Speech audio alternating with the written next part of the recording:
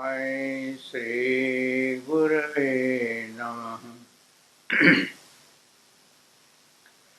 परममङ्गलस्वरूप भगवान् नमो છું જ્યોતિ તે તમને અહો આનંદ હે ઘનશ્યામ નમો છું પ્રેમથી તમને પુરાણાકારની નિદ્રા તજી જાગ્રત થયો આજે ઉઘાડો દ્વાર હે ચિદઘન નમો છું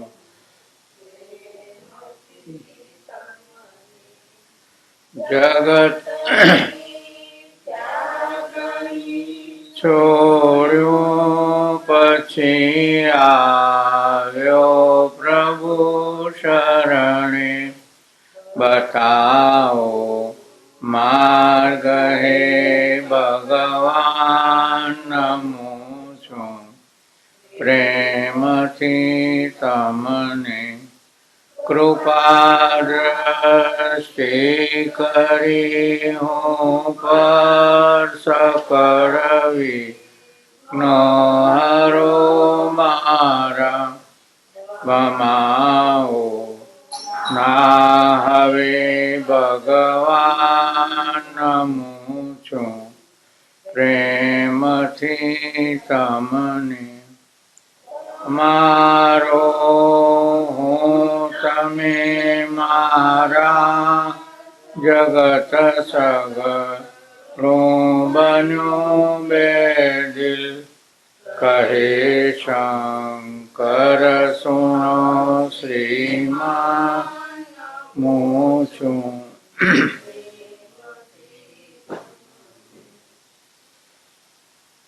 પેલો વિશ્વમ દર્પણ દ્રશ્યમાન નગરી દક્ષિણામૂર્તિ સ્તોત્રનો પહેલો શ્લોક. શરૂઆતમાં જે છે દક્ષિણામૂર્તિ અનુક્રમણિકામાં જોઈ લો. વિશ્વમ દર્પણ દ્રશ્યમાન નગરી તુલ્યમ નિજાંતર્ગતમ પશ્યન્નાત્મનિ માયયા બહિરિવો ભૂતમ યથા નિદ્રયા યહ સાક્ષાત કુરુતે પ્રબોધ સમયે સ્વાત્માનમેવાદ્વયં તસ્મૈ શ્રી ગુરુમૂર્તયે નમઃ ઇદં શ્રી દક્ષિણામૂર્તયે. હવે છંદાવલી 12મી સવારે 11મી લીધી હતી ને.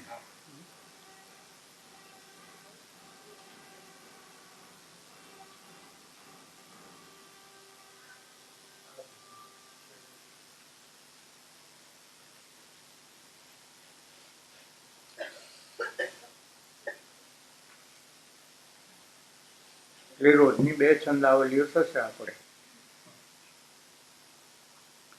મમતા નહીં સુતદાર મેં નહીં દેહ મેં અભિમાન હૈ નિંદા પ્રશંસા એકસી સમમાન અરુ અપમાન હૈ.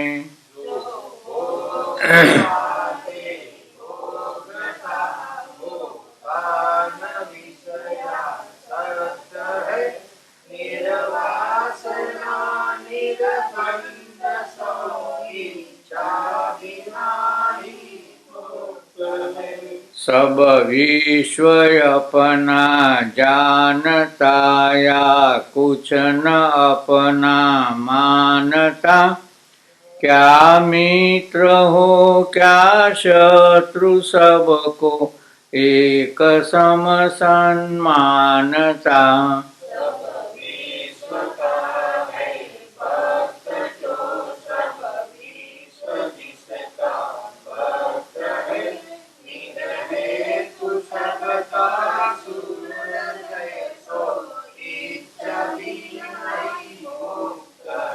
रहता सभी के संग पर, करता न किंचित संग है। रंग पक्के में रंगा, चढ़ता न कच्चा रंग है।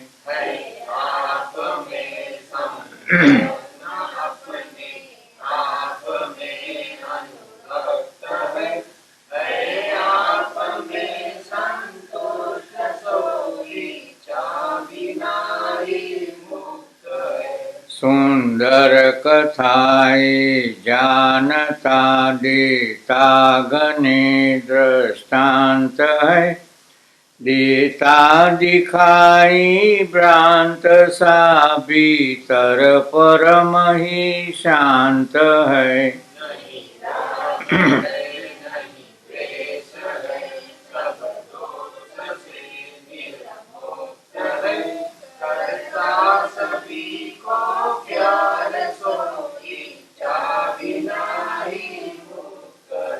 नहीं दुख से घबराय है, सुख की जिसे नहीं चाह है। सन्मार्ग में विचरे सदा, चलता न खोटी राह है।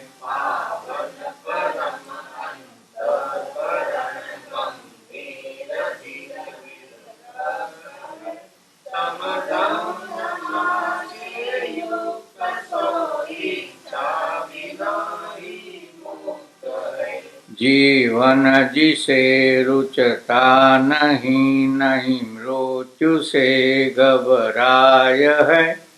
जीवन मरण है कल्पना, अपना न कुछ भी जाय है।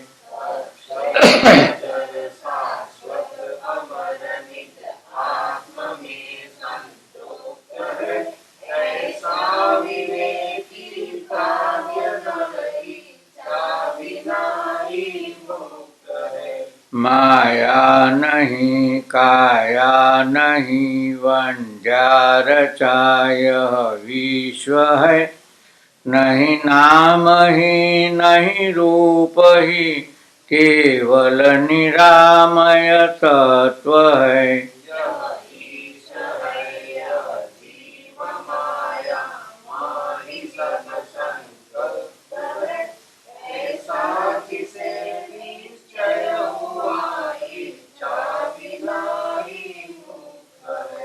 कर्तव्य था सो कर लिया, करना न कुछ विशेष है। था प्राप्त करना पा लिया, पाना न कुछ अब कुछ लेश है।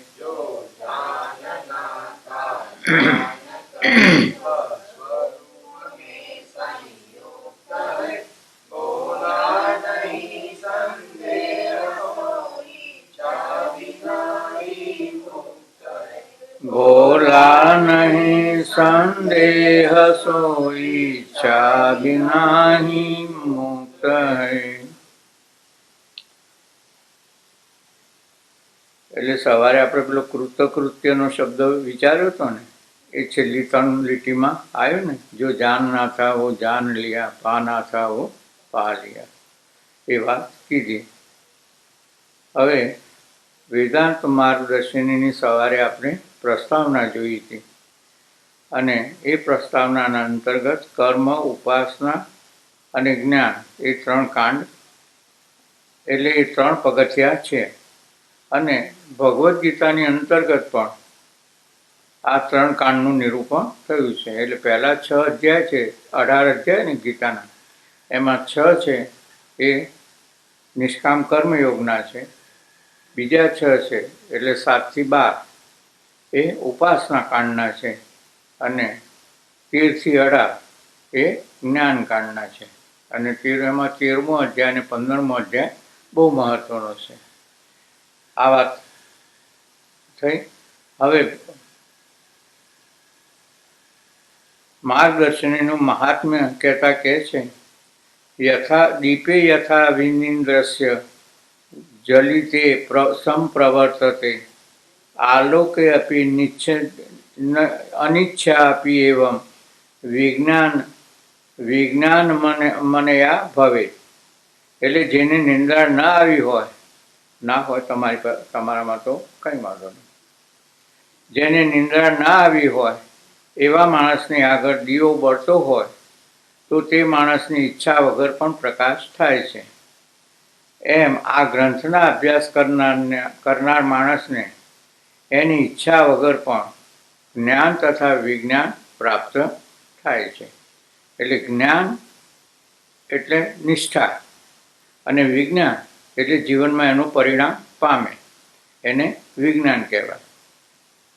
એટલે આપણે અત્યારે જે છીએ એ આપણા વિચારોનું પરિણામ છે. અત્યારે સ્થિતિમાં છીએ આપણે, એ આપણા વિચારોનું પરિણામ છે. બરોબર ને? હવે ભવિષ્યમાં શું થવું એવું અગર તો આગળ વધવું હોય તો આપણે કયા પ્રકારના વિચાર સંલગ્ન કરવા જોઈએ, આ બાબત ઉપર આપણે ધ્યાન આપવું પડે. આ ગ્રંથનો વિચાર પ્રાપ્ત થતાં અહીંયા સ્પષ્ટતા કરે છે ગ્રંથકાર કે આ ગ્રંથનો વિચાર પ્રાપ્ત થતાં બુદ્ધિના લોભ તથા મોહ આદિ દોષો ઓછા થાય છે. આ ગ્રંથના અભ્યાસથી મન સ્વચ્છ થાય છે. આ ગ્રંથ વિચારનારનું જીવન મુક્તપણું પણ સિદ્ધ થાય છે. આ ગ્રંથના વિચારથી જળ પદાર્થોની તૃષ્ણા વગરના, એટલે આ ગ્રંથનો વિચાર કરનાર જળ પદાર્થની તૃષ્ણા વગર સૌમ્ય પુરુષો, એટલે જેનામાં જળ પદાર્થોની ઈચ્છાની પ્રબળ ઈચ્છા નથી, એવા સૌમ્ય પુરુષો શાંત થાય છે. અને કદી પણ ચલાયમાન ન થાય એવા ઊંચા બ્રહ્મ તત્વમાં સ્થિતિ કરે છે. એટલે કદી ચલાયમાન ન થાય એટલે એનો બાધ ના થાય. આત્મતત્વ એવું છે કે કોઈ પણ વિદ્યાથી એનો બાધ ન થાય. બાધ એટલે બાદ બાકી નહીં. બાદ શબ્દ વેદાંતના અંતર્ગત, બાદ એટલે મિથ્યા, આ બાધિતાનો વૃત્તિ, એટલે બાદ થવો એટલે હોય, દેખાય પણ એ ત્યાં છે નહીં, એટલે મિથ્યા એનું સમજાઈ જાય, મિથ્યાત્વ. એટલે કદી પણ ચલાયમાન ન થાય એવા ઊંચા બ્રહ્મ તત્વમાં સ્થિતિ કરે છે. આ ગ્રંથ સમજવામાં આવે તો મોક્ષની પ્રાપ્તિમાં તપની, ધ્યાનની કે જપ આદિની અપેક્ષા રહેતી નથી. અને એના દ્રઢ અભ્યાસથી તથા વારંવાર અવલોકનથી હું અને જગત એટલે હું અને આ પ્રપંચ એવા પ્રકારના દ્રષ્ટા અને દ્રશ્યનો ભેદ આપમેળે જ શાંત થઈ જાય છે. એટલે આ ગ્રંથનું મહાત્માજીએ સમજાયું. હવે ગ્રંથનો આરંભ થાય છે. વેદાંત માર્ગદર્શિની એ શબ્દ જ કે જે વેદાંતના માર્ગ ઉપર આપણને પ્રશસ્ત કરે છે, લઈ જાય છે. હવે ગ્રંથનું મંગળાચરણ કહેતા કહે છે કે યસ્ય પ્રસાદાદ અહમેવ વિષ્ણુ મયી એવ સર્વં પરિકલ્પિતં ચ ઇત્થં બીજાનામી સદાત્મ રૂપમ તસ્ય આંગ્રી પદ્મમ પ્રણતો અસ્મિ નિત્યમ. યસ્ય પ્રસાદાત એટલે જેમની કૃપાથી, અહમેવ વિષ્ણુ હું જ વિષ્ણુ છું, અને મયી એવ સર્વમ પરિકલ્પિતમ મારામાં જ આ જગત કલ્પિત છે. અગર તો મારામાં જ આ જગત ઉત્પન્ન થયું છે. એ પ્રમાણે ઇત્થમ બીજાનામી એટલે આ પ્રમાણે સદા આત્મ સ્વરૂપમ વિજાનામી, એટલે હું આ આત્મ સ્વરૂપનો અનુભવ કરું છું. તસ્ય અંગ્રી પદ્મમ, એટલે આ સદગુરુને, તેમના સદગુરુના ચરણમાં હું આ નમસ્કાર કરું છું. શિવ વિષ્ણુ ગણપતિ રવિ શક્તિ સદગુરુદેવ, શટ મિલ કર હું કૃપા, જાન ચાહત નિજ ભે. આ વિચાર સાગરનો દોહો છે. હવે વિશ્રામ પહેલો, પ્રપંચ વિશે. પ્રપંચ, પ્રપંચ શબ્દ જ એટલે શું? પ્રપંચ એટલે પાંચ પાંચના જોડકા, પ્રપંચ.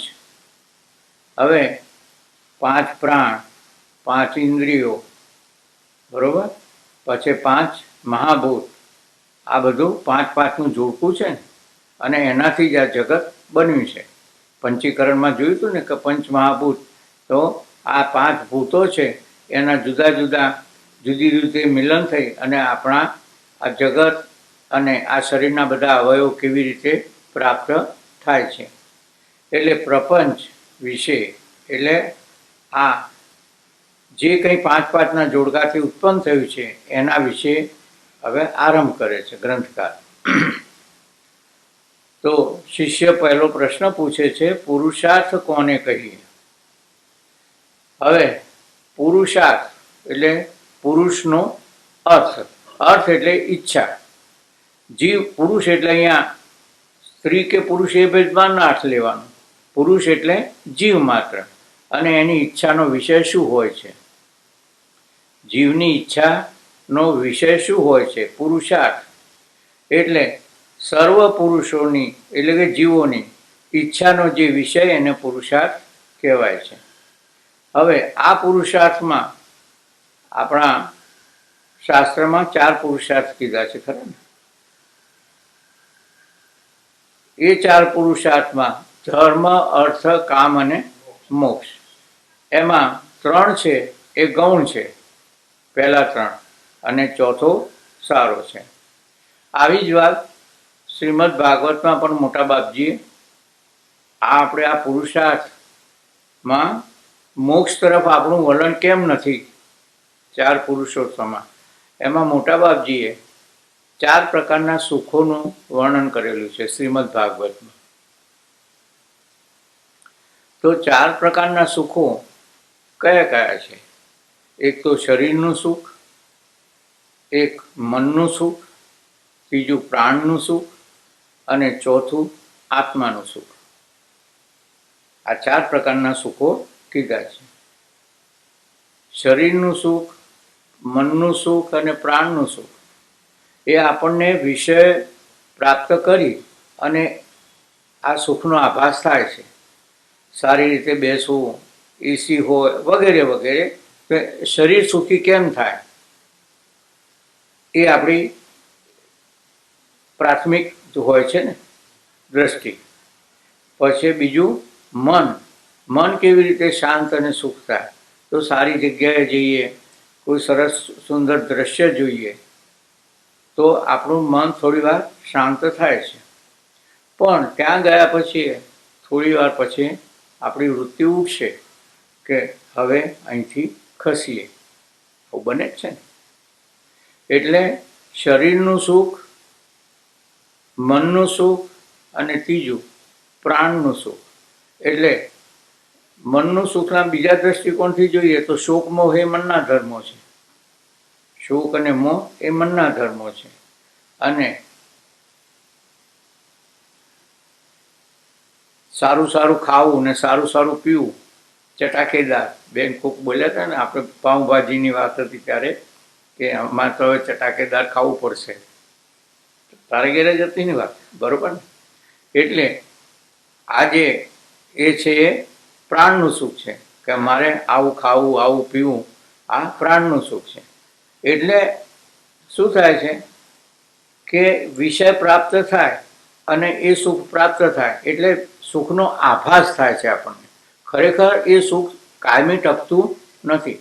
ગમે તેવું સુંદર ચટાકેદાર ખાધું હશે પણ બીજે દિવસે પાછી ભૂખની ઈચ્છા રહેશે અને ખાવાની ઈચ્છા રહેશે. એટલે એ સુખ એ સમયે આપણને લાગ્યું ખરું, પણ એ કાયમી સુખ નથી. એટલે આ જે 3 સુખ છે ને, એ ઇન્દ્રિય અને વિષયના સંયોગથી પ્રાપ્ત થતા સુખ છે. અને એમાં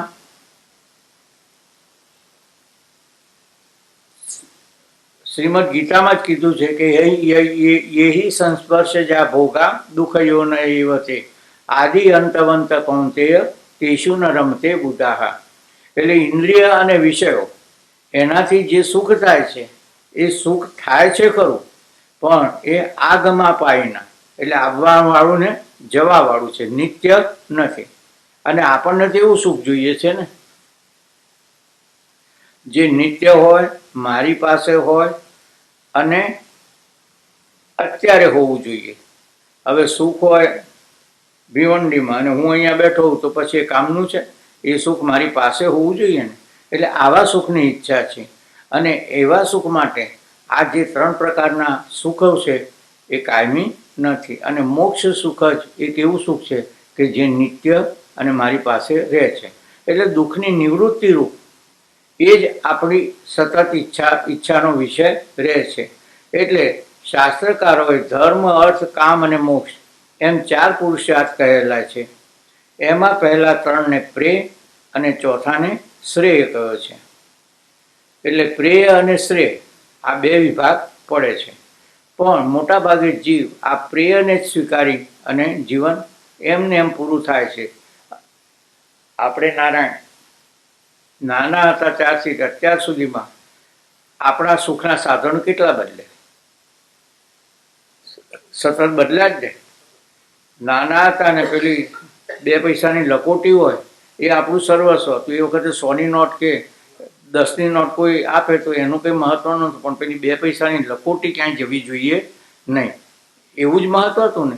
એમ બહેનોને ઢીંગલા ઢીંગલી જે કંઈ, એટલે એ સુખ હતું. પછી મોટા થયા તો એમ સુખનો વિષય બદલાણો. પછી અભ્યાસ કરતા રહ્યા તો પછી અભ્યાસનું જ મહત્વ રહ્યું, બીજું કોઈ મહત્વ રહેતું નથી. એમ યુવાન થયા તો પછી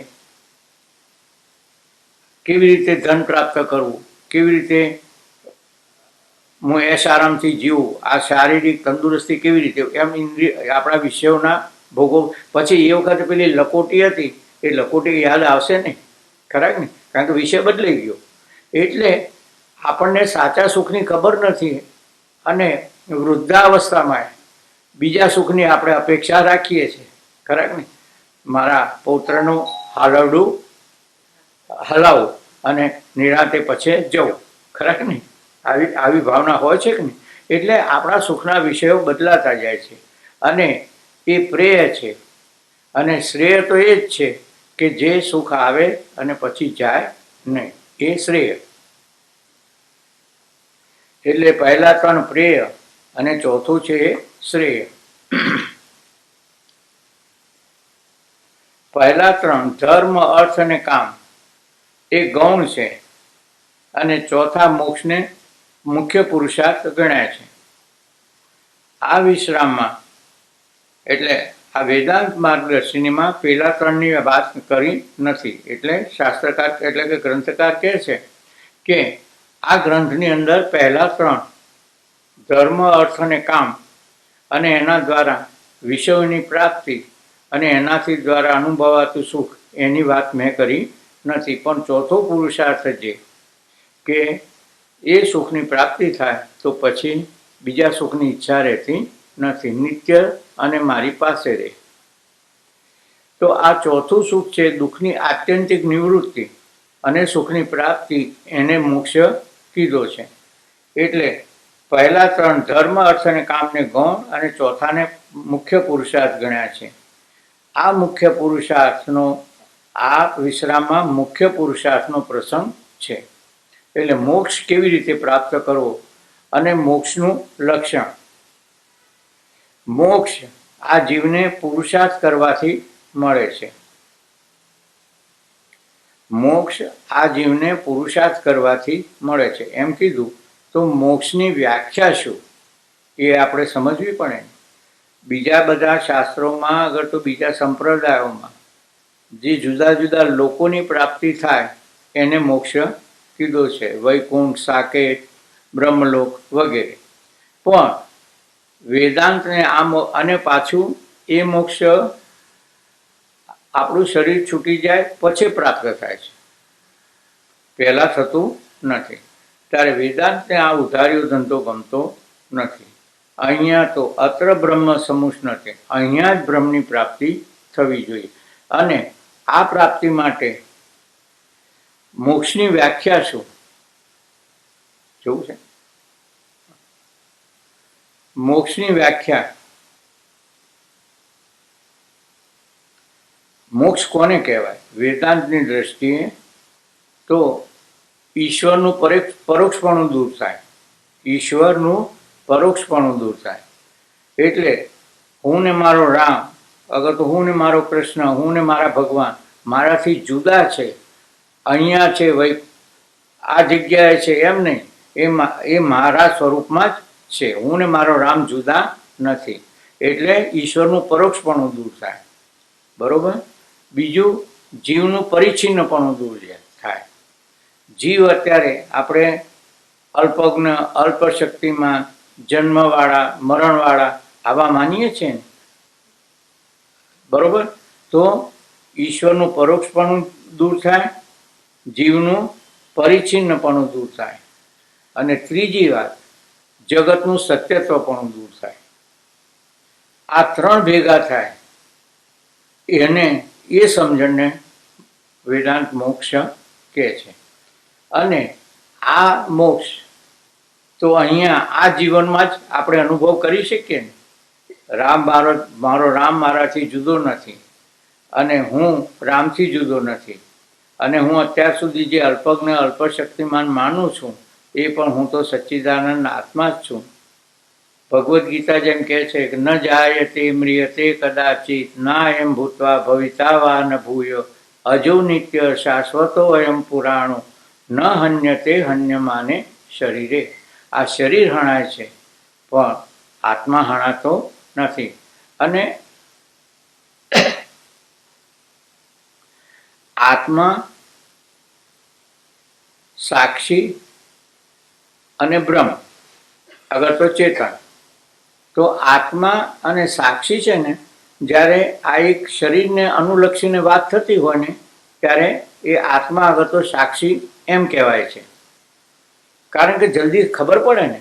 અને બ્રહ્મ અગર તો ચેતન કહે તો એ સમગ્ર બ્રહ્માંડને અનુલક્ષીને ક્યારે વાત થતી હોય ત્યારે બ્રહ્મ અગર તો ચેતન કહે છે. હકીકતમાં એ ચેતન, બ્રહ્મ અને આ સાક્ષી ને આત્મા ભિન્ન નથી, પણ કયા અનુસંધાનમાં વાત થાય છે એ સમજવા માટે આ શબ્દો વપરાય. એટલે આત્મા શબ્દ વપરાય ત્યારે અગર તો સાક્ષી શબ્દ, તો આ એક જીવને, એક શરીરને અનુલક્ષીને વાત થાય છે એમ સમજવાનું.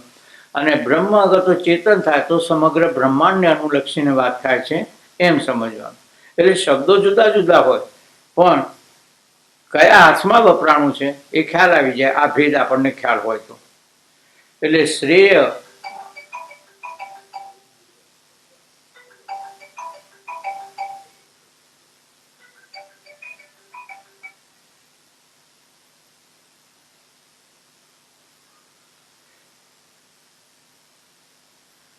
શ્રેય આ જીવને પુરુષાર્થ કરવાથી મળે છે.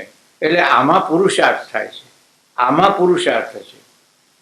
હવે જો આમાં પુરુષાર્થ એમ કીધું તો આપણા જીવનમાં બીજું જે પ્રાપ્ત થાય છે આ સિવાય એમાં પુરુષાર્થની બહુ આવશ્યકતા નથી. કેમ કે આપણા કર્મના પરિણામ રૂપે મળે છે આપણને. આ શરીર આપણને પ્રાપ્ત થયું કે આપણા કરેલા કર્મના ફળ રૂપે થયું છે. અને જે કર્મો કર્યા હતા પાછલા જન્મોમાં, અનેક જન્મોમાં, એ જન્મોમાંથી કેટલાક ફળ તો આપણને તાત્કાલિક મળી ગયા તે જન્મમાં, પણ કેટલાક કર્મોના ફળ તે વખતે મળ્યા નથી, તો આ જન્મમાં આપણને મળે છે. એટલે કે આ શરીર એ કર્મોનો સંગ્રહ લઈ અને આ શરીર આપણને મળ્યું છે. એ કર્મો છે, એ કર્મો કર્યા છે, એ કર્મો ફળ આપવા માટે તત્પર થયા છે, અને એને અનુલક્ષીને આપણને આ શરીર મળ્યું છે. તો આ શરીરમાં જે કંઈ વ્યવહારિક પરિવારના સભ્યો, પૈસો, પરિસ્થિતિ અને લૌકિક વિદ્યા, બ્રહ્મ વિદ્યા નહીં, લૌકિક વિદ્યા, એ બધું આપણા પાછલા કર્મના પરિણામ રૂપે આપણને ફળના પરિણામ રૂપે પ્રાપ્ત થાય છે. એટલે આપણે ઈચ્છીએ નહીં તો આપણા જીવનમાં દુઃખ આવે છે કે આવે છે. તો પછી આપણે કંઈ પ્રયત્ન કરતા નથી, છતાં આવી મળે છે ગમે તે પ્રકારે. તો એનો અર્થ શું થયો કે પેલા કરેલા કર્મ ના હતા એના ફળ સ્વરૂપે આપણને આ દુઃખનો ભોગ ભોગવો. એમ સુખનો ભોગ પણ આ કર્મના પરિણામ રૂપે પ્રાપ્ત થાય છે. વાસ્તવિક આપણને એમ થાય કે આ પૈસો, પરિસ્થિતિ, આ લૌકિક વિદ્યા એ મારા બુદ્ધિના પ્રતાપે હું સ્વીકારું છું, એ શક્ય છે. પણ એ કર્મમાં પ્રેરણા અગર તો ફળ એ આપણું પાછલું ફળ જ આવે છે. આના દ્રષ્ટાંતમાં મેં વાતો કરી હતી બનતા સુધી કે આજથી 6 મહિના પહેલા એક પરિવાર હતું, સારી એની અક્યાસમત હતી, આમ કરોડપતિની ગણની કરાય ને, પણ એ પિતાની દીકરીને બાળક નહોતું, બરોબર, અને એને કોઈ તેજાયેલું બાળક 3 દિવસનું કે 4 દિવસનું તેજાયેલું બાળક નડિયાદની કોઈ ઇન્સ્ટિટ્યૂટમાંથી એણે દત્તક લીધું. આગળથી કંઈ વાતચીત થઈ ગઈ હશે. હવે એ બાળક દત્તક લીધું, બાળકનું નામે નથી પડ્યું હજી, એટલે એમણે નામ પાડ્યું. તો આ બાળક દત્તક થયું કાયદેસર રીતે, એટલે કાયદાકીય રીતે. તો આ બાળકે એ કરોડપતિ થયો કે નહીં? બાળક કરોડપતિ થયો. આમાં એણે શું પ્રયત્ન કર્યો છે? 4 દિવસના બાળકે આ કરોડપતિ થવામાં કંઈ જ નથી ને. એ 10 વર્ષનો કે 15 વર્ષનો થશે ત્યારે એમ કહે છે ને કે હું કરોડપતિ છું. એમાં એણે શું પ્રયત્ન કર્યો? ત્યજાયેલું બાળક છે, બાળક ત્યજાયેલું છે, છતાં પણ એનું પ્રારબ્ધ હતું તો એ બન્યું ને. એટલે આપણા જીવનમાં જે સુખદ અગર તો દુઃખદ પ્રસંગો આવે છે એ આ આપણા કર્મના પરિણામ રૂપે આપણને મળે છે. એટલે આપણા બાપુજી એમ વાત કરતા કે આપણા પ્રારબ્ધમાં સુખ હશે અને એ સુખથી કંટાળીને આપણે જંગલમાં જતા રહીશું, ત્યાં એ સુખ આપણને પીછો કરતું ત્યાં આવશે. અને દુઃખથી કંટાળી અને કદાચ સંસાર છોડી દઈએ, દુઃખથી ત્રાસ તો ત્યાં પણ એ સંસાર, ત્યાં દુઃખનું જો પ્રારબ્ધ છે તો ત્યાં એ દુઃખ પીછો કરતું આવશે. એટલે નરસિંહ મહેતા કહે છે ને, સુખ દુઃખ તો ઘટ સાથે ઘડિયા, કોઈના ટાળ્યા નવ ટળે. એટલે આ શરીર જ સુખ દુઃખના હેતુરૂપ બનેલું છે. એટલે કહે છે કે આ શ્રેય છે આ જીવને પુરુષાર્થ કરવાથી મળે છે. એટલે આ મોક્ષ છે, પરમ આનંદની પ્રાપ્તિ માટે પુરુષાર્થ કરવો પડે છે. પણ અને બાકીના 3 છે એ આપણા પ્રારબ્ધ અનુસાર મળે છે. એટલે એમાં આખું જીવન એની સામે હારી જવાનો કંઈ બહુ સાર નથી. વિવેકી જીવની પ્રવૃત્તિ પ્રેયની પ્રાપ્તિમાં અટકી જતી નથી, પણ તે તો શ્રેય માટે જ પ્રયત્ન કરે છે. કોઈ ત્રિદોષથી પીડાતું હોય તો એવા રોગીને દહીં ખાવાની ઈચ્છા થાય છે.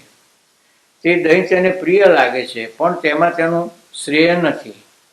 પણ કડવી દવા જેને પ્રિય, અને કડવી દવા એને પ્રિય લાગતી નથી, છતાં કડવી દવા જ એના રોગની નિવૃત્તિરૂપ કરવાવાળું છે.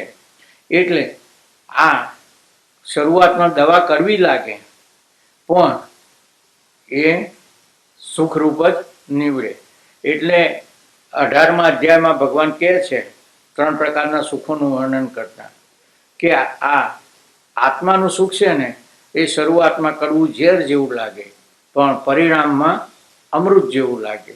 અને વિષયનું સુખ છે એ શરૂઆતમાં સારું લાગે, પણ અંતે આપણા શરીરનો નાશ કરવાવાળું હોય. પછી આપણે દુઃખી થઈએ કે અરે રે આ ખાધું. આપણે દ્રષ્ટાંત આપું છું, માફ કરજો, વ્યક્તિગત ના લેતા કોઈ, કે આ ખાધું પણ સવારે સારું ઉઠીને ટોયલેટના વારા ફેરા કરવા પડે તો આ ક્યાં ખાધું એમ થાય ને, કે એના કરતાં ના ખાધું હોત તો સારું. પણ એ ખાધા પછી આપણને સમજણ પડે છે. એટલે છતાં કડવી દવાનો ઉપયોગ જ એના રોગની નિવૃત્તિ રૂપ છે. એટલે આ ગીતાનો અભ્યાસ કરીએ એટલે પ્રસ્થાનત્રયી કીધી છે ને વાત, કે સ્વરૂપનો આ જ્ઞાનનો વિચાર કરવા માટે 3 પ્રકારના ગ્રંથોનો વિચાર કરવો. એ પ્રસ્થાનત્રયીની સવારે વાત થઈ હતી ને, કે ઉપનિષદ, બ્રહ્મસૂત્ર અને ભગવદ્ ગીતા, અને ચોથું ભાગવત. એટલે મુખ્ય 3. પણ અત્યારના એમ કે લોકો, અત્યારના વિદ્વાનો આ ભાગવતને પણ એની અંતર્ગત ગણે છે. અને ભાગવતમાં આ 3 પ્રકારના સુખ, 3 પ્રકારના કર્મ, 3 પ્રકારના કર્તા, આ બધું ઉપસંહારના રૂપમાં ભગવાન અર્જુનને સમજાવે છે. જેમ સંસારમાં જન્મ મરણના મહાન રોગથી પીડાતા, એટલે આ સંસાર શબ્દ જેમ સત્યની આપણે વ્યાખ્યા કરી હતી ને સવારે, કે સત્ય આમ સામાન્ય રીતે સત્યને શું કે, કોને સત્ય કહીએ છીએ? આંખે દેખાતું હોય સાચું. પણ શાસ્ત્ર શું કહે છે? કે ત્રિકાલાબાધિત સત્યમ, 3 કાળે એક સરખું હોય એને સત કહેવાય. એટલે વ્યાખ્યા ફરી ગઈ ને. એમ સંસાર શબ્દથી પણ આપણે શું સમજીએ છીએ? આ પરિવાર, બરોબર? આ પરિવારમાં પ્રાપ્ત થતા સભ્યો. પણ શાસ્ત્રમાં સંસાર એને નથી કીધો. સંસાર એટલે જીવન મરણનું ચક્ર, વારંવાર જન્મવું, વારંવાર મરણ પામવું, એમાંથી છૂટવું, એને પુરુષાર્થ કીધો છે. આ કંઈ આ પરિવારને છોડીને જંગલમાં જતો રહો અને આવા ભગવા પહેરી લેવા, એને મોક્ષ કીધો નથી.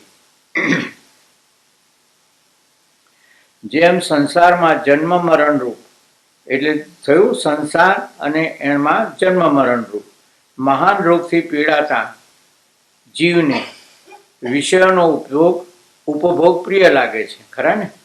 જીવ માત્રને વિષયોને, કારણ કે એમાંથી જે સુખ મળે છે ને ઇન્સ્ટન્ટ મળે છે. અને અત્યારે બધાને ઇન્સ્ટન્ટ જ જોઈએ, ભલે પછી જે થવાનું હોય થાય, પણ અત્યારે તો આનંદ કરી લઈએ. એટલે જીવને વિષયનો ઉપભોગ પ્રિય લાગે છે, પણ તેમાં તેનું શ્રેય નથી. અને આ વિષય ઉપભોગથી ચિત્તની વૃત્તિ રોકવી એને પ્રિય લાગતી નથી. એટલે એમાંથી દૂર થવું એને પ્રિય લાગતું નથી.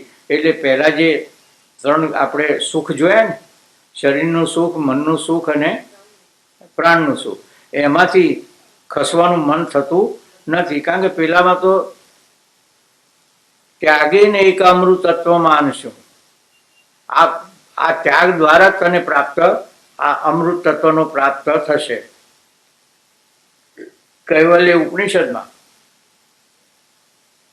અશ્વાલાયન મુનિ બ્રહ્માજી પાસે જાય છે અને કહે છે, અથ અશ્વાલાયનો ભગવાન પરમેષ્ટિ સમેપ્ય ઉવાચ અધિ ભગવો બ્રહ્મ વિદ્યામ વરિષ્ઠામ. એટલે અશ્વાલાયન મુનિ બ્રહ્માજી પાસે ગયા અને કહે કે મને બ્રહ્મ વિદ્યાનો અભ્યાસ કરાવો. તો ત્યાં આગળ બ્રહ્માજી એને કહે છે કે ન કર્મણા, ન પ્રજયા, ન ધનેન ત્યાગીને એક અમૃતત્વ માનશું. ન કર્મથી, પ્રજાથી કે ધનથી આ તને અમૃત તત્વની પ્રાપ્તિ થશે નહીં, પણ ત્યાગથી થશે.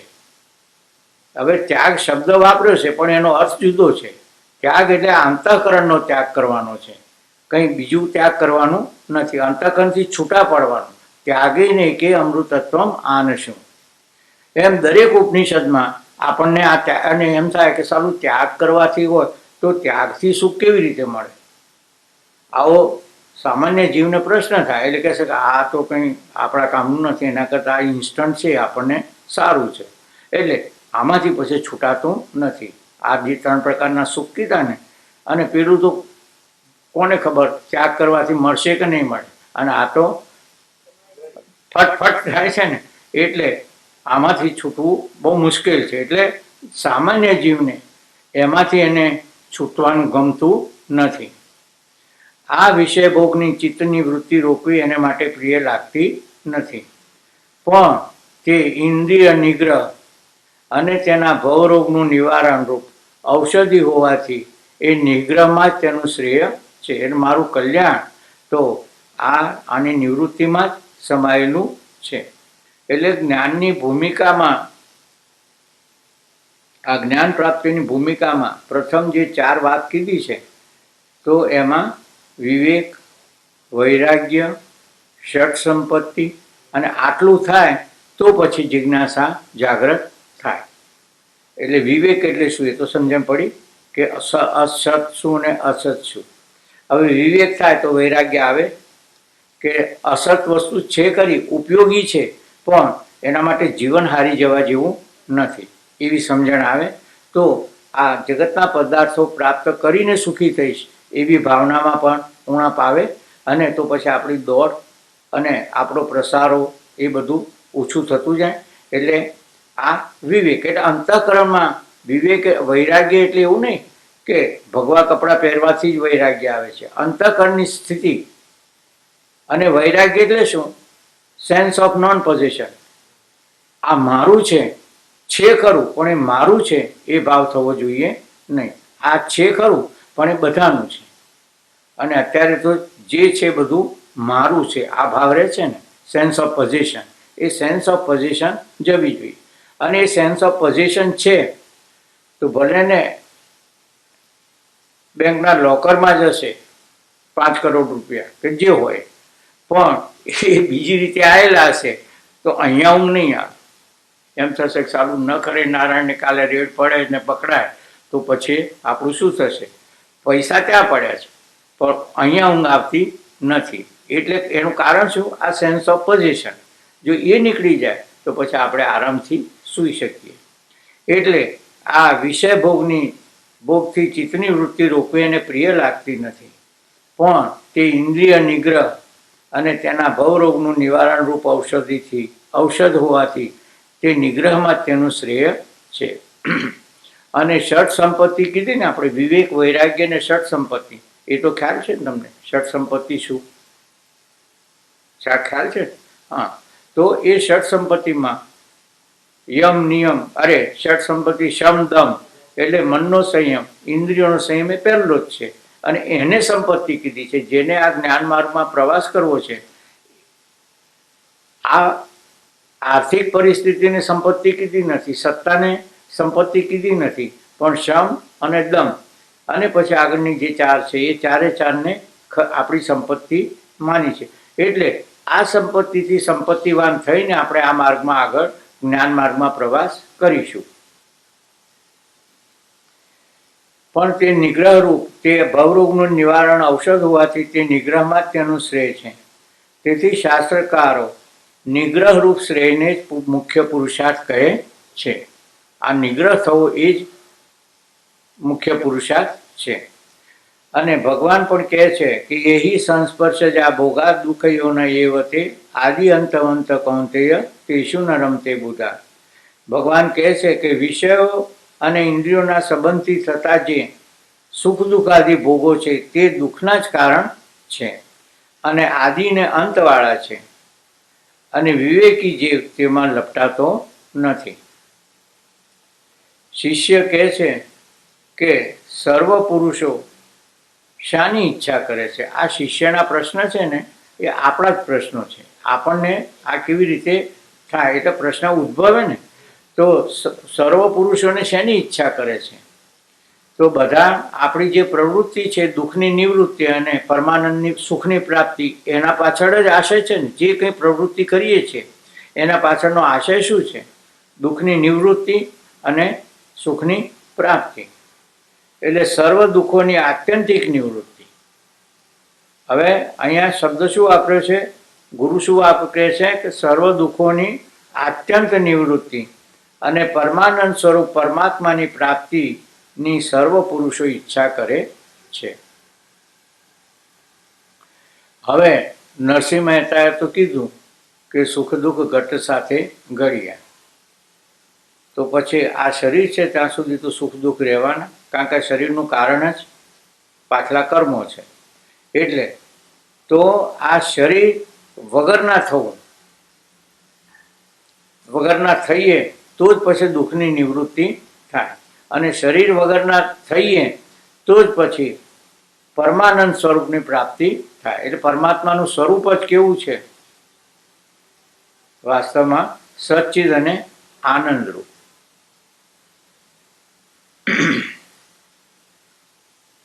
શ્રીમદ ભાગવતમાં મંગળાચરણ કહેતા ભગવાનના 2 સ્વરૂપોનું વર્ણન કરે છે. સચ્ચિદાનંદ રૂપાય વિશ્વોત્પત્યાદિ હેતવે તાપત્રય વિનાશાય શ્રી કૃષ્ણાય વયમ નુમઃ. તો ત્યાં શ્રી કૃષ્ણનું વર્ણન કેવું કીધું છે? શ્રી કૃષ્ણ શબ્દનો પ્રયોગ થયો છે, પણ કેવા શ્રી કૃષ્ણ? પેલા મુરલી મનોહર ને, આમ દોઢી ટાંગવાળો ને, પણ સચ્ચિદાનંદ રૂપાય, જેમનું સચ્ચિત અને આનંદ એમનું સ્વરૂપ છે. એટલે આ એમનું સ્વરૂપ છે. અને વિશ્વોત્પત્યાદિ હેત્વે, જે વિશ્વની ઉત્પત્તિ સ્થિતિને લય કરે છે, આ બીજું સ્વરૂપ. એટલે આ સ્વરૂપ એટલે કે આ સ્વરૂપ લક્ષણ સચ્ચિદાનંદ રૂપ, અને પેલું છે એ તટસ્થ લક્ષણ છે. અને તટસ્થ લક્ષણ અને સ્વરૂપ લક્ષણ એમાં ભેદ છે. સ્વરૂપ લક્ષણ કોઈ દિવસ સ્વભાવમાંથી જાય નહીં, પણ તટસ્થ લક્ષણ હોય એ તટસ્થ લક્ષણ ખસી શકે છે. દાખલા તરીકે મા ને દીકરો જતા હોય અને દીકરો પૂછે કે મામાનું ઘર ક્યાં? તો પેલો કાગડો બેઠો છે ને બારી ઉપર, એ મામાનું ઘર આ બતાવે. બરોબર? પણ એ કાગડો હોય ખરો ને ઉડીએ જાય તો પછી મામાના ઘરની ખબર ના પડે ને. એટલે આ તટસ્થ લક્ષણ કે કોક વખત હોય ને કોક વખત ના પણ હોય.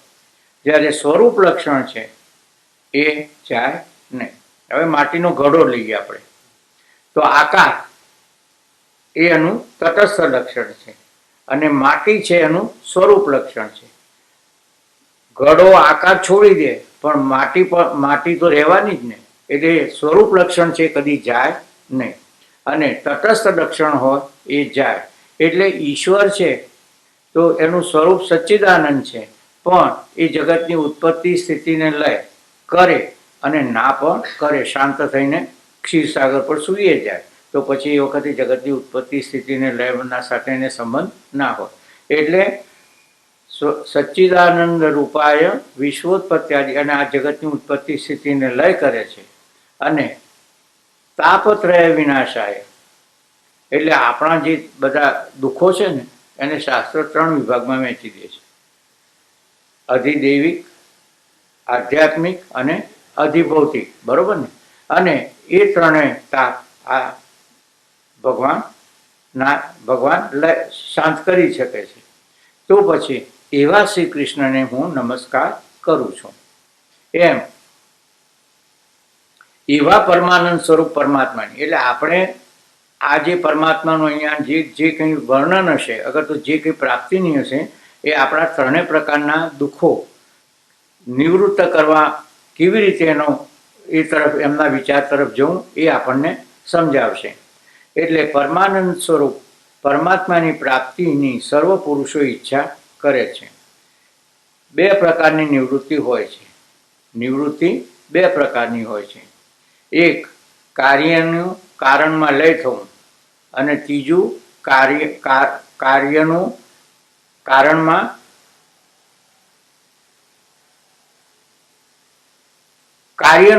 કારણનો જ લય થવો. કાર્યનું કારણમાં લય થવું એ એક નિવૃત્તિ છે. કાર્યનું કારણમાં એટલે જેમાંથી ઉત્પન્ન થયું હતું, ઘડો માટીમાંથી ઉત્પન્ન થયો અને ઘડાનો નાશ થયો, તે માટીમાં લય પામ્યો કે નહીં? પણ માટીને પછી પૃથ્વીમાં ખાડો કરીને એકરૂપ કરી દીધી તો પછી માટીનો લય થઈ ગયો ને. એટલે બીજી વખત જે માટી હતી એ માટીમાંથી ઘડો બનવાની શક્યતા નથી. આ સમજવા માટે અત્યારે તો નહીં, પણ પહેલાના વખતમાં ખબર છે હોળી ઉપર પેલા હાયડા આવતા, બરોબર ને? એ હેના હતા? ખાંડના બનેલા ને, ખાંડના બને એ પ્રમાણે ખાંડના રમકડા આવતા, એટલે ઘોડો, હાથી આવું. તો હવે એ માટીના રમકડા એટલે ખાંડના રમકડા, એને લય કરવો હોય તો ભાકીને ભૂકો કરી દીધો તો ખાંડ થઈ ગઈ, તો રમકડા જતા રહ્યા, રમકડાનો નાશ થયો. પણ કારણ હજી બાકી છે ખાંડ, તો પાછા એમાંથી ફરીથી બની શકે કે નહીં? પણ આપણા બાપુજી સમજાવતા આ દ્રષ્ટાંત કે એને પાણીમાં ઘોળીને ખાંડ પી ગયા તો પછી બીજી વખત એ રમકડા, એ ખાંડનામાંથી બીજી વખત રમકડા ઉત્પન્ન થશે નહીં. એટલે કાર્યનું કારણરૂપ એ લય છે, અને કાર્ય અને કારણ બંનેનો લય થવો એ આત્યંતિક નિવૃત્તિ છે. એટલે આ શરીર મળ્યું છે તે કર્મના લીધે મળ્યું છે. હવે કર્મનો લય થાય તો આ શરીરનો લય થાય, એટલે પ્રારબ્ધ પૂરું થાય તો આ શરીર લય થાય પામે કે નહીં? પણ પાછા પેલા બાકી રહેલા કર્મો છે ઉદ્ધૃત થાય તો પાછો ફરીથી બીજો જન્મ આવે. પણ આપણા કર્મો જ શાંત થઈ જાય બધા, એવો સંયોગ થાય તો પછી ભગવાન ઈચ્છે તો પણ આપણો બીજો જન્મ થાય નહીં, ખરા ને? પણ કર્મ જ નથી તો પછી કયા હેતુથી ભગવાન આપણને, કયા પરિબળનો આશરો લઈ અને ભગવાન આપણને આ જગતમાં મોકલે? એટલે બાપુજી સમજાવતા કે એ ઈચ્છે ને તોય આપણને ફરીથી મોકલી શકે નહીં, કારણ કે કારણ સહિત કાર્યની નિવૃત્તિ થાય છે. એટલે આ કારણ સહિત કાર્યમાં વાત બેઠી મગજમાં. ખાંડ અને રમકડા, રમકડાનો ખાંડમાં લય થાય, પણ ખાંડને ઘોળીને પી જઈએ તો પછી ફરીથી રમકડા બને નહીં. એમ આપણે આ નેતિ શબ્દનો પ્રયોગ કરીએ છીએ ને એ 2 વખત કરીએ છીએ, બરોબર કે નહીં? એક વખત નથી કરતા કે 3 વખત નથી. એની પાછળનું કારણ આ છે, એક નેતિ એ કાર્ય અને બીજું નેતિ કારણ. એટલે કાર્ય ને કારણ બંનેનો લય થઈ જાય તો પછી આ જગતની ઉત્પત્તિ પછી આપણને અનુભવમાં આવશે નહીં. અને આ તો કાર્ય ને કારણ, તો આપણા જન્મનું કારણ શું છે? અજ્ઞાન. અને અજ્ઞાન છે તો આ શરીર છે, પણ આ અજ્ઞાનની જ નિવૃત્તિ થઈ ગઈ, અજ્ઞાન જ નાશ પામી ગયું, તો પછી આ ફરીથી જન્મ આપણો રહેશે નહીં. એટલે વિચાર માર્ગે આ અજ્ઞાનની નિવૃત્તિ કરવા માટે જ આપણને બીજો જન્મ ના થાય તો આ શરીર ના મળે, અને શરીર ના મળે તો પછી ઘટ સાથે સુખ દુઃખ તો ઘટ સાથે ઘડ્યા, પછી શરીર જ નથી તો દુઃખની આત્યંતિક નિવૃત્તિ થઈ જ નહીં. પછી દુઃખ આપણને સ્પર્શ કરી શકશે નહીં, કારણ કે ચેતન સાથે જ આપણે એકરૂપ થઈ જઈએ છીએ. એટલે આ નેતિનો આપણે 2 વખત પ્રયોગ એટલા માટે કરીએ છીએ. આપણે કરીએ ખરા, પણ જેમ શાંતિ મંત્રમાં 3 વખત શાંતિ શાંતિ કરીએ છીએ ને, તો એનો આ હેતુ જ છે ને. 3 પ્રકારના દુઃખોની નિવૃત્તિ માટે શાંતિ શાંતિ 3 વખત ઉચ્ચાર કરીએ છીએ. એટલે કાર્યની કારણમાં લયરૂપ નિવૃત્તિ એ સાધારણ નિવૃત્તિ. અને એટલે ખાંડમાંથી બનાવેલા રમકડા કદાચ ભાંગી જાય, ભૂકો થઈ જાય તો તે કાર્ય એટલે ઘાટની કારણમાં એટલે ખાંડમાં લયરૂપ એ સાધારણ નિવૃત્તિ કહેવાય. અને ખાંડનો ભૂકો એટલે કારણ મોજૂદ હોવાથી ફરીથી રમકડા બની શકાય. પણ આત્યંતિક નિવૃત્તિ કરવી હોય તો ખાંડમાં બનેલા રમકડા અને એનો ભૂકો દૂધ અગર તો પાણીમાં ઓગાળીને પી જવામાં આવે તો કારણનો અભાવ થવાથી કાર્ય એટલે કે રમકડાનો પણ અભાવ જ થાય છે, અને આત્યંતિક નિવૃત્તિ કહે છે. એમ અજ્ઞાન અગર તો માયા એની નિવૃત્તિ થઈ જાય તો પછી આપણો ફરીથી જન્મ આવે નહીં. અને આ માર્ગદર્શનનો હેતુ એ જ છે કે આપણામાંથી આ અજ્ઞાન અગર તો માયાની નિવૃત્તિ કેવી રીતે થાય. પેલું જે પંચીકરણમાં શીખ્યા ને એમાં આ શરીરના અવયવો બધા આ રીતે બનેલા છે, એટલે મારા નથી એ બરોબર, પણ હું છું ને એવો ભાવ રહે ને તો આ હુંમાંથી એ નિવૃત્તિ થાય. પછી હુંમાંથી હું પણ એમાં રહે નહીં. તમામ કલ્પિત વસ્તુનું કારણ અધિષ્ઠાન સંબંધી અજ્ઞાન છે. તમામ કલ્પિત વસ્તુઓનું કારણ અધિષ્ઠાન સંબંધી અજ્ઞાન છે અને અજ્ઞાન સહિત કલ્પિત કાર્યની નિવૃત્તિ અધિષ્ઠાનના જ્ઞાનથી થાય છે. આ સમજવું, આ શબ્દો છે પણ સમજમાં આવ્યા. અંધારું છે, સાધારણ અજવાળું એ નથી, ફૂલ પ્રકાશ નથી ને પૂર્ણ અંધારું એ નથી, પણ સાધારણ સંધ્યા સમયનો છે. એમાં દોરડી પડેલી છે, તો એ દોરડી છે તો સાપની પ્રતીતિ થાય છે. બરોબર. જો સંપૂર્ણ પ્રકાશમય હોય, અજવાળું હોય, તો આ દોરડી છે એમ ખ્યાલ આવવાનો, અને એકદમ અંધારું હોય તો દોરડીનો અનુભવ જ નહીં થવાનો. પણ આવું હોય ત્યારે જે દોરડીનો અનુભવ થાય છે, દોરડીનો જ્ઞાન નથી થતું, એટલે ત્યાં સર્પની પ્રતીતિ થાય છે. એમ તમામ કલ્પિત વસ્તુનું કારણ અધિષ્ઠાન સંબંધી અજ્ઞાન છે. અને એ સાપ છે કલ્પિત જ છે ને, સાચો નથી. અને એ કલ્પિત વસ્તુનું નિવૃત્તિ, એ સાપની નિવૃત્તિ જ્ઞાનથી જ થાય છે ને, પ્રકાશથી જ થાય છે. કે આ દોરડી છે તો પછી સાપની નિવૃત્તિ થઈ ને, તો એ સાપ ક્યાં ગયો? દોરડીમાં સમાઈ ગયો.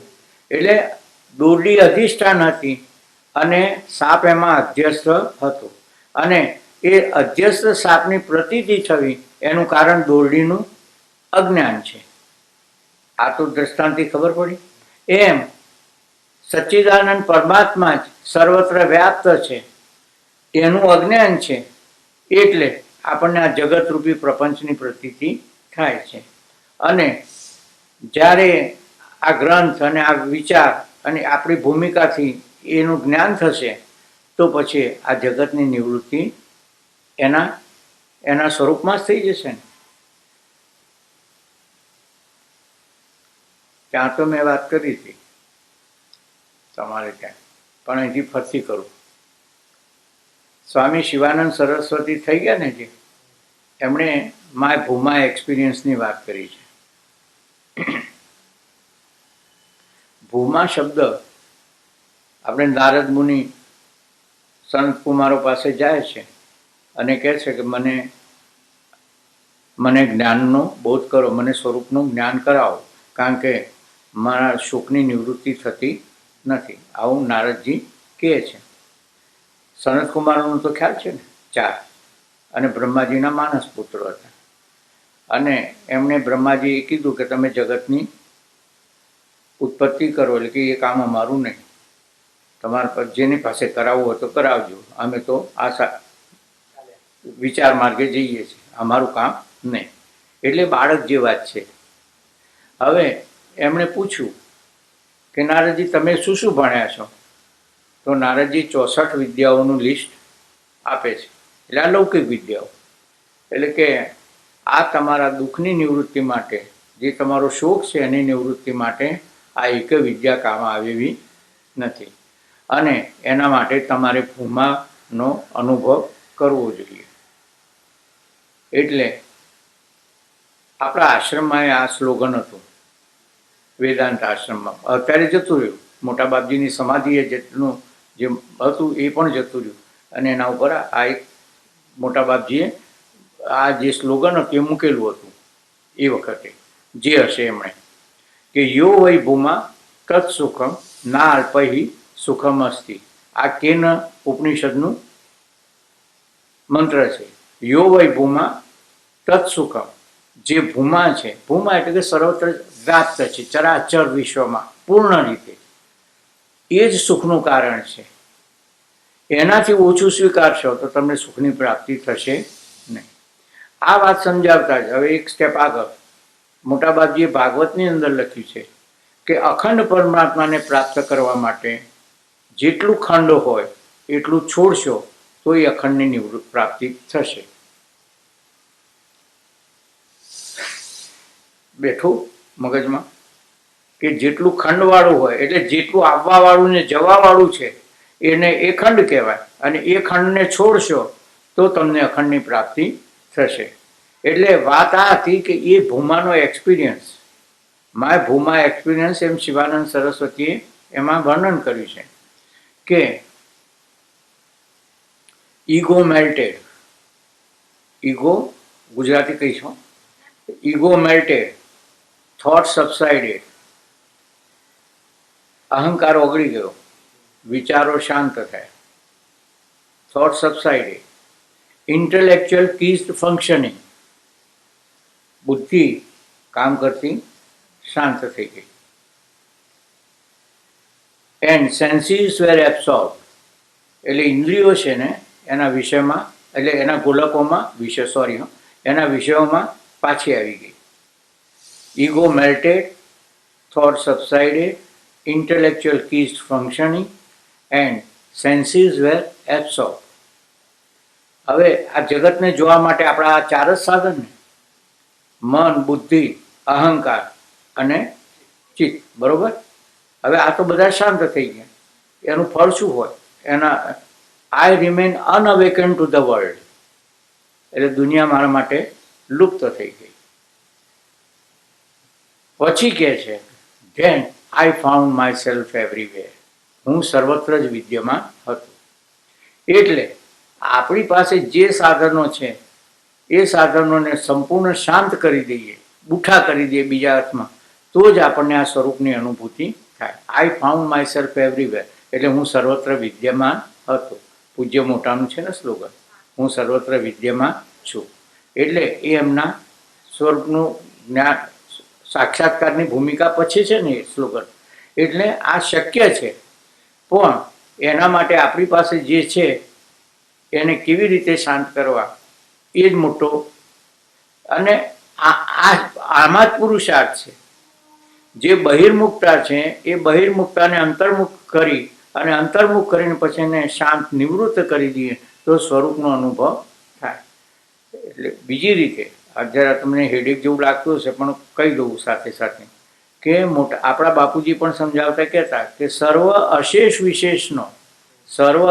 વિશેષનો નિષેધ કરતા જે નિર્વિશેષ છે મારું સ્વરૂપ છે. એટલે આના ઉપર વિચાર કરીએ ને તો આપણને ખ્યાલ આવે. એટલે સર્વ દુઃખોની આત્યંતિક નિવૃત્તિ અને પરમાનંદની પ્રાપ્તિથી શું થાય છે? તેથી મોક્ષ થાય છે, શ્રેય થાય છે, એટલે કલ્યાણ થાય છે. સર્વ દુઃખની આત્યંતિક નિવૃત્તિ અને ક્યાંક છે ને આપણે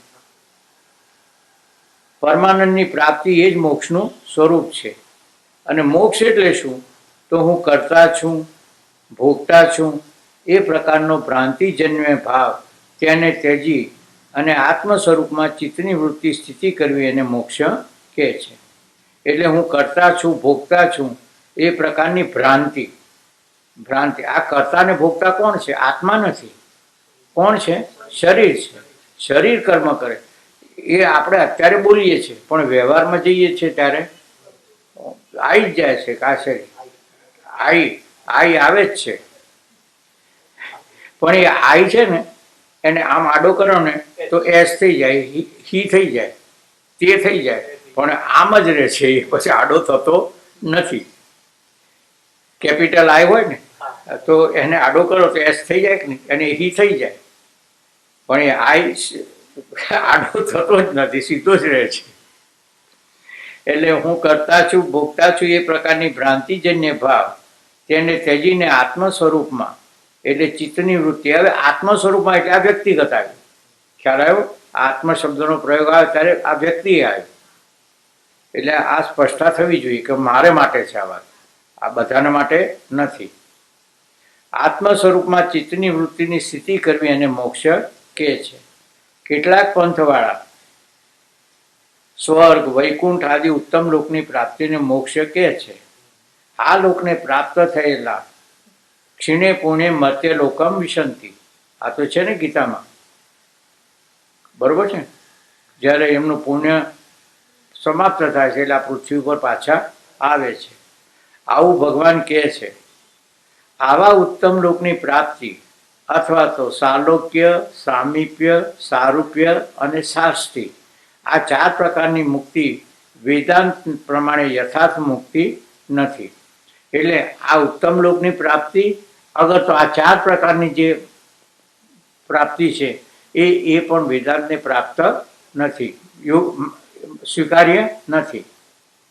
કારણ કે સાલોક્ય એટલે એના લોકની પ્રાપ્તિ થવી, સામિત્ય એટલે ભગવાનની નિવાસમાં જવું. જેમ રાજા મહારાજાના હોય તો એના શહેરમાં આગળ તો એની નજીક આપણને રહેવા મળે, એને સામિપ્ય. અને સારૂપ્ય એટલે પછી રાજાના દરબારમાં એના હજુરિયા તરીકે અગર તો એના નાના ભાઈ તરીકે આપણે રહેતા હોય તો એનું સારૂપ્ય. અને શાસ્ત્રી એટલે આ એનાથી રાજાનું પદ મળે તો પણ એને શાસ્ત્રી કહેવાય. પણ એ રાજાના પદમાં આપણને દુઃખની તો પ્રાપ્તિ થવાની ને, એટલે કહે છે કે આ 4 પ્રકારની મુક્તિ વેદાંત મત પ્રમાણે યથાર્થ મુક્તિ નથી, પરંતુ વેદાંત તેથી ભિન્ન કૈવલ્ય મુક્તિ અંગીકાર કરે છે, જે પ્રાપ્ત કરનારને ફરીથી આ લોકમાં આવવું પડતું નથી. ન સ પુનરાવર્તતે એટલે એને ફરીથી આવવું પડતું નથી, એટલે ફરીથી એને શરીર પ્રાપ્ત થતું નથી. અને ચેતન સાથે એકરૂપ થાય તો ચેતનનું સ્વરૂપ કેવું છે? સચ્ચિદ અને આનંદરૂપ. પછી એના આનંદની અને એના સુખમાં કોઈ અવધિ આવતી નથી, કારણ કે એનું સ્વરૂપ છે. અને સ્વરૂપની તો વાત થઈ ને આપણે, સ્વરૂપ લક્ષણ છે એ કોઈ દિવસ એનાથી દૂર થાય નહીં. યદ ગત્વા ન નિવર્તન્તે જેને પ્રાપ્ત થઈ અને આ લોકમાં આવતા નથી.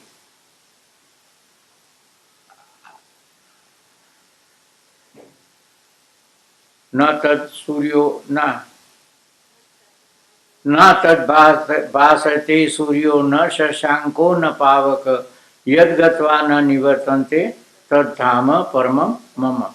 એટલે જ્યાં સૂર્ય પ્રકાશતો નથી, પછી ન તદ ભાસતે સૂર્યો ન શશાંકો એટલે ચંદ્ર પ્રકાશતો નથી, ન તદ ભાસતે સૂર્યો ન શશાંકો ન પાવક એટલે અગ્નિ પણ ત્યાં પ્રજ્વલિત નથી. ના હજી તો રહ્યું ને, ન તદ ભાસતે સૂર્યો ન શશાંકો ન પાવક. હા, યદ ગત્વા ન નિવર્તન્તે તદ્ધામ પરમમ મમ. એટલે આ સૂર્ય કીધો, ચંદ્ર કીધો અને અગ્નિ કીધો. એનાથી આગળ સમજવું હોય તો સૂર્ય કોનો દેવતા છે? આંખનો. ચંદ્ર મનનો. ખબર છે કે નહીં? આપણા મનમાં અશાંતિ હોય અને શાસ્ત્રીજી મહારાજ પાસે જઈએ તો કહે છે કે તમારા ચંદ્રમાં ગડબડ છે અને તમારે ચંદ્રના જપ કરવા પડશે, ચંદ્રની વીંટી પહેરવી પડશે. બરોબર? એટલે મનનો દેવતા ચંદ્રમા છે અને જીભનો દેવતા અગ્નિ છે. અને એ જીભે જ મહાભારત કરાયું ને, એટલે ત્યાં આંખ દ્વારા એના દર્શન થઈ શકે. ભગવાનનું એમ કહેવું છે કે આ મારા સ્વરૂપના તમે આંખ દ્વારા દર્શન કરવાની ઈચ્છા કરશો તે બનશે નહીં. મન દ્વારા એનું ચિંતન કરવાનો પ્રયત્ન કરશો તો થશે નહીં. અને વાણી દ્વારા એને સ્તુતિ કરીને તમે પ્રાપ્ત કરવાની ઈચ્છા કરશો તો એ થશે નહીં. આનું કારણ શું? ભગવાને તો 15મા અધ્યાયમાં કીધું છે. કારણ કે આપણામાં જીવનો ભાવ છે ત્યારે જ આપણામાં મન બુદ્ધિ છે. બરોબર ને? હવે જીવ ભાવને પ્રકાશિત કોણ કરે છે? ચેતન. પહેલી બુદ્ધિમાં પ્રકાશ થાય છે, બુદ્ધિમાંથી મનમાં, મનમાંથી પછી ઇન્દ્રિયોમાં અને ઇન્દ્રિયોમાંથી પછી ક્રમ પ્રમાણે ચાલે છે. એટલે જેના પ્રકાશથી સત્તાવાન થઈ મન, બુદ્ધિ, ચિત્ત અને અહંકાર ક્રિયાન્વિત થાય, એ મન, બુદ્ધિ ને ચિત્ત અને અહંકાર એને કેવી રીતે પ્રકાશિત કરી શકે? કરી શકે ના. આ વાત સમજાવતા રંગ અવધૂતનું નામ સાંભળ્યું છે ને, નારેશ્વર વાળા? તો આ જ વાત એમણે સમજાવી છે કે દીકરો શું જાણે મા બાપના લગ્નની ખુશાલી? કહી શકે દીકરો કે મારા બાપા આ રીતે ઘોડે ચડ્યા હતા ને આ રીતે ઓડીમાં ગયા હતા કે ઘોડી ઉપર ગયા હતા કે જેમાં ગયા હતા? પણ એ કહી શકે નહીં, કારણ કે એના દ્વારા એની ઉત્પત્તિ થઈ છે. તો પછી એનું વર્ણન કરી શકે નહીં. એટલે અત્યાર સુધી આપણી ભાવ એ હતો કે મન દ્વારા એને ચિંતન કરીશું, બુદ્ધિ દ્વારા એનું આ વાંચન કરીને એમને પ્રાપ્ત કરશું. ત્યારે શિવાનંદે શું કીધું કે આ બધું શાંત થઈ ગયું ત્યારે મને એનો અનુભવ થયો. એમ આ સમજણપૂર્વક આપણી પાસે જે જગતને જોવાના ઇન્સ્ટ્રુમેન્ટ છે એને જેટલા શાંત કર્યા, એટલે સ્વરૂપ છે એ તો સ્વયં પ્રકાશ છે, એના હોવાપણામાં કશાની અપેક્ષા નથી, એ નિરપેક્ષ છે. આપણે સવારે વાત કરી હતી ને કે આઇન્સ્ટાઈને જ્યારે સાપેક્ષવાદની થિયરી રજૂ કરી, થિયરી ઓફ રિલેટિવિટી, તો એમાં કીધું ને કે આ જગતના સર્વ પદાર્થો સાપેક્ષ છે, નિરપેક્ષ કોઈ છે ને એક પરમાત્મા સિવાય. એટલે વિજ્ઞાને પણ આ સાબિત કર્યું છે. એટલે યદગત્વા ન નિવર્ત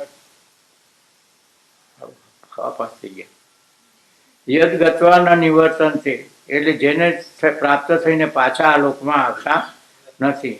આમ સકળ દુઃખની આત્યંતિક નિવૃત્તિ અને પરમાનંદ સ્વરૂપની પ્રાપ્તિ એ જ વેદાંત પ્રમાણે મોક્ષની નિવૃત્તિ, મોક્ષનું સ્વરૂપ છે. હવે મોક્ષ શાથી થાય તો ગુરુ કહે છે બ્રહ્મ વિદ્યાથી અગર તો બ્રહ્મ જ્ઞાનથી મોક્ષ થાય.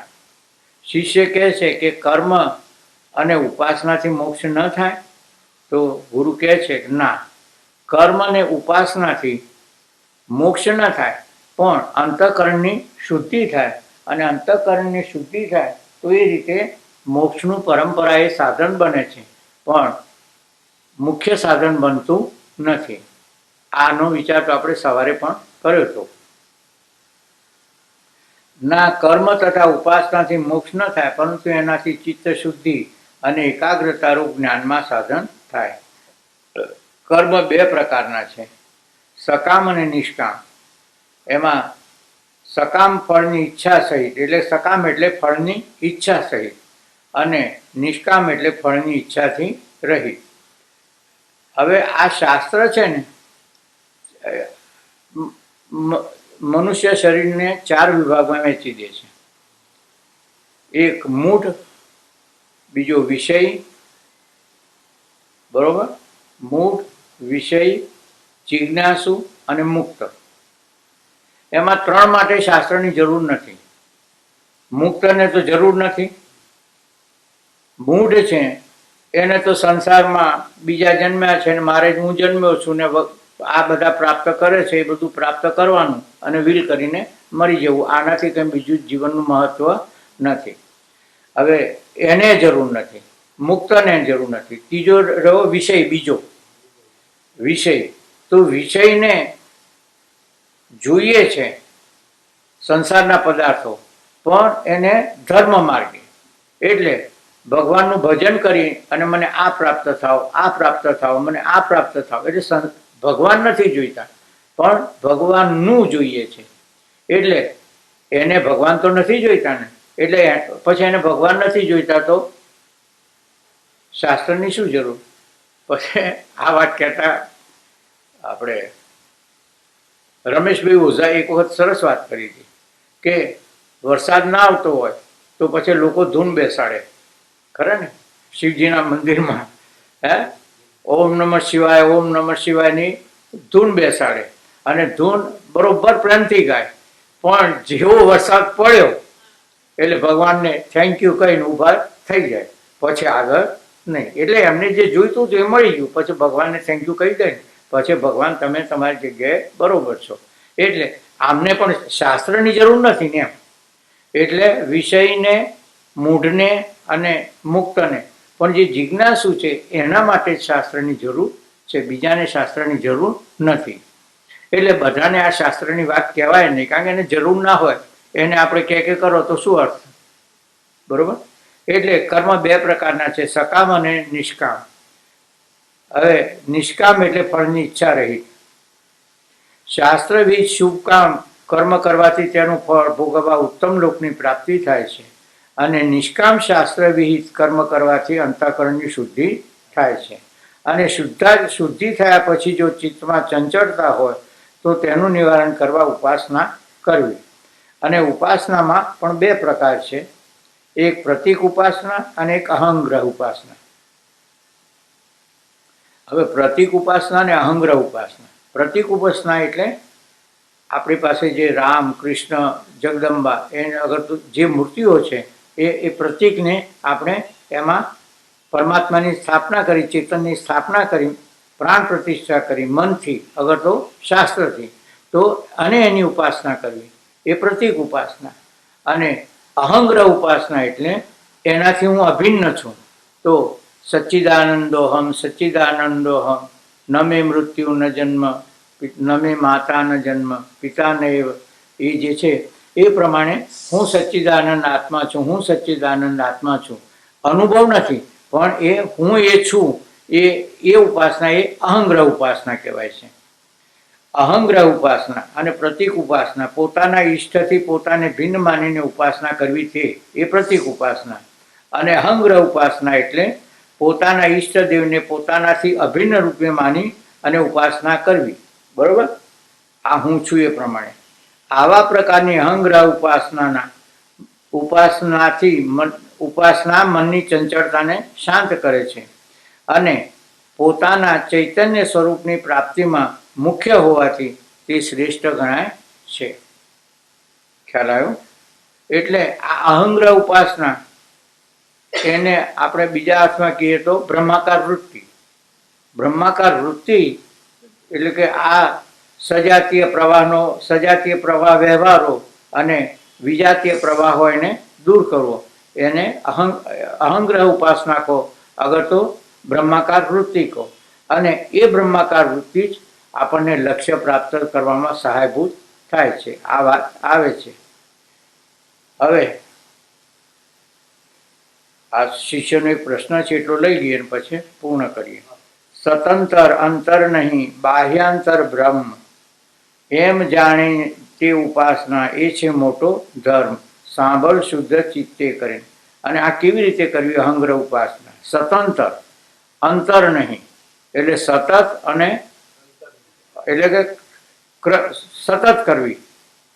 અને કેવી રીતે કે બાહ્ય અંતર બ્રહ્મ છે એમ જાણીને ઉપાસના કરે એ જ મોટો મર્મ છે.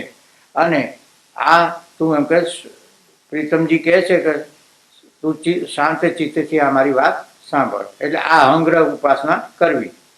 એમ કરવાથી અંતઃકરણમાં રહેલા મળ અને વિક્ષેપ એ બંને પ્રકારના દોષની નિવૃત્તિ થાય છે. આપણે જે શરૂઆતમાં વાત કરી એ જ વાત અહીંયા ફરીથી કહે છે. જેમ નેત્રમાં તિમિર આદિ દોષ હોય તેને અંજન આદિ ઉપાય વડે નિવૃત્ત કરીએ તો આ નિર્દોષ નેત્રથી વસ્તુનું સ્વરૂપ યથાર્થ જોઈ શકીએ, તેમ નિષ્કામ કર્મ અને ઉપાસના કરવાથી અંતઃકરણ નિર્મળ અને એકાગ્ર થતા તેમાં આત્માનું સ્વરૂપ યથાર્થ જણાય છે. એટલે આપણું લક્ષ્ય પ્રાપ્ત કરવામાં આપણને સ્વભાવ જ થાય. એટલે ગીતામાં કીધું છે ને કે સત્વાત સંજાય તે જ્ઞાનમ, સત્વથી જ્ઞાન થાય છે. એટલે જે ત્રણ ગુણો ને સત્વ, રજસ અને તમસ, એમ સત્વગુણથી જ્ઞાન થાય છે. એટલે જ્ઞાન એટલે આ સ્વરૂપનું જ્ઞાન નહીં, પણ આપણા લક્ષ્ય પ્રત્યેનું જાગૃતિ, એ સમજણ, એ જ્ઞાન આપણને પ્રાપ્ત થાય છે કે આ મનુષ્ય શરીર શેના માટે મળ્યું છે એ તરફ આપણું લક્ષ્ય જાય છે. એટલે અંતઃકરણ નિર્મળ અને એકાગ્ર થતા તેના આત્માનું સ્વરૂપ યથાર્થ જણાય છે. પણ આવરણ દોષ અંતઃકરણમાં રહેલો છે તે દોષ બ્રહ્મ જ્ઞાનથી નિવૃત્ત થાય છે. આટલે સુધી વાત આવે છે. હવે બાકીની વાત આપણે કાલે જોઈશું. ઓમ પૂર્ણમદ પૂર્ણમિદં પૂર્ણાત પૂર્ણમુદચ્યતે પૂર્ણસ્ય પૂર્ણમાદાય પૂર્ણમેવાવશિષ્યતે. ઓમ શાંતિ શાંતિ શાંતિ. સદગુરુ દેવ.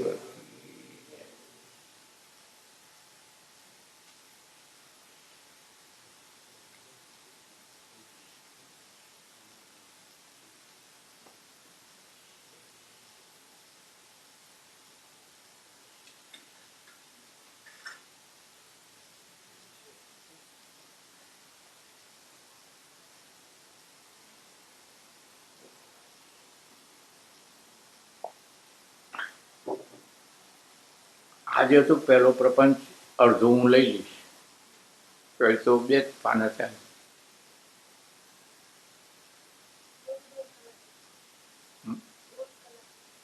જોઈએ હવે થઈ ગયો ને, હવે ન કરીએ હું